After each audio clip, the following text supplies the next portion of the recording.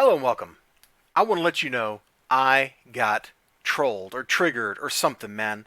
I'm not entirely sure exactly how it happened, but I was cruising around on Twitter, right? I was cruising around on Twitter. I'm just like, oh, be dope, dope, dope. And I see this. He's like, oh, interior art that matches interior art. Yeah, that, that is the way to be. That's how you do it.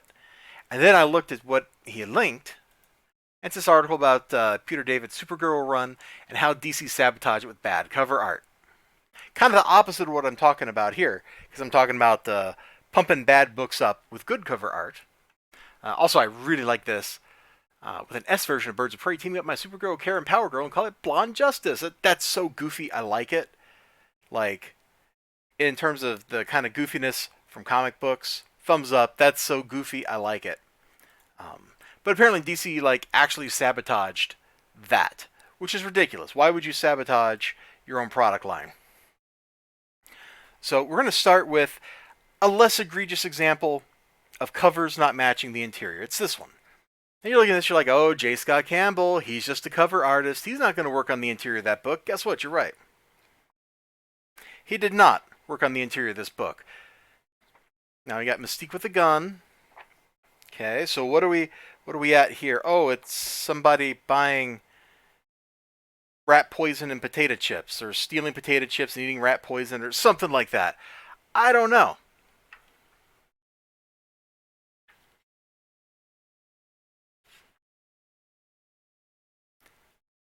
Now, having just reread this, I'm reminded of this book's not really that bad. Mystique ends up, when she shows up, she's looking pretty good, and this whole thing was kind of like her scheming.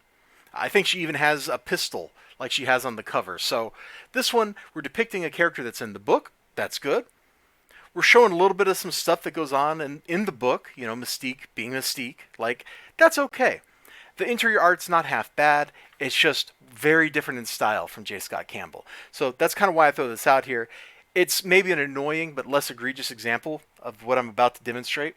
And I'm using these X-Men Black books because they're like one of my favorite punching bags for comics. All right, so now let's choose our poison. Which one do you want to look at?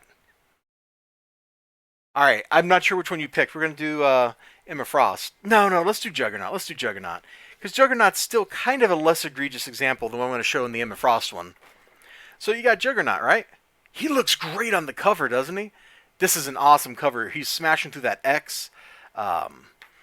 If it had been arranged slightly better, his shoulder joints would have been inside the X, just like he would have been in X shape or something as he smashed through the wall, a little bit better than he actually is. It would have lined up better, but whatever. That's a artistic nitpick. The editor should have insisted on something like that, just because it'd be cool. But it looks great. I'm not complaining about this. Who did this cover, by the way? Who did this cover? Cover art. Oh, it's actually a J. Scott Campbell cover. I just didn't recognize it. Okay. Apparently, when he draws Juggernaut, he makes Juggernaut look awesome. Did he really do the covers for all these? Hold on. Let's see. Yeah, I got them all out, man. Yeah, he did. That must have been why I got on these. Oh, no, I got on these because this one was written by Chris Claremont. It's bait and switch. Don't read it. It's terrible. Yeah. Dope. Anyway, back to Juggernaut. All right. So he looks awesome here. You ready for the interior art? Because, you X-Men are not ready for what I'm about to show you. Now, granted, this is like all a crazy mental battleground kind of thing. So maybe the art not looking realistic is a depiction of what's going on here. But come on, that just looks terrible. I'm sorry. That does not look appealing. It's not fun. It's not cute. And when you go from that to this, it's definitely a letdown. It's a step down. Now I flip over here. This looks kind of cool. I kind of jive with this. The only problem is this doesn't look like an X-Men book. This looks like something Mike Mignola would do. This looks like it belongs in Hellboy. We're at least depicting something. The character in the book is on the cover, so we got that going for us.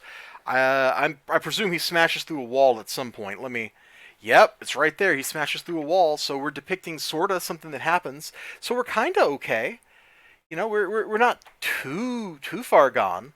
It's just a very different art style from the interior. Okay, J. Scott Campbell, Emma Frost. Now, part of the problem with this book, and no, actually, I'm not going to tell you. You're just going to experience it for yourself. Are you ready for this? Nobody's ever ready for this when I show it to them. So you go from this, right? Very distinctive style. J. Scott Campbell draws every woman like his wife. Slip it open. That's more like Art Nouveau, or however that's pronounced, than it is like the cover. Still, it's got a little appeal. It's got a little style. You can kind of get with it. You can kind of get with it. Well, let's flip over here. What? What happened? What happened to the art? What happened? And the problem is, it's not just like that one panel. Like, if it was, you can maybe kind of get over it. But Emma Frost, basically, she never looks good again from that point on in the book. Now, there's like a little bit of cool action and stuff here.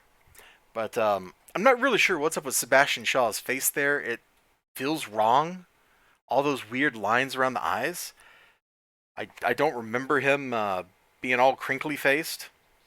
And when he has a little bit of trouble later on, man, it just doesn't work for me.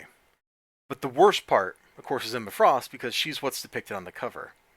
And she picks up, let's go back to it, a giraffe neck. So, okay, we're depicting a character that's in the book on the cover. That's good. That's a step up from some books that don't even depict characters that are in the book on the cover. She's got an X behind her. She's standing in a provocative pose.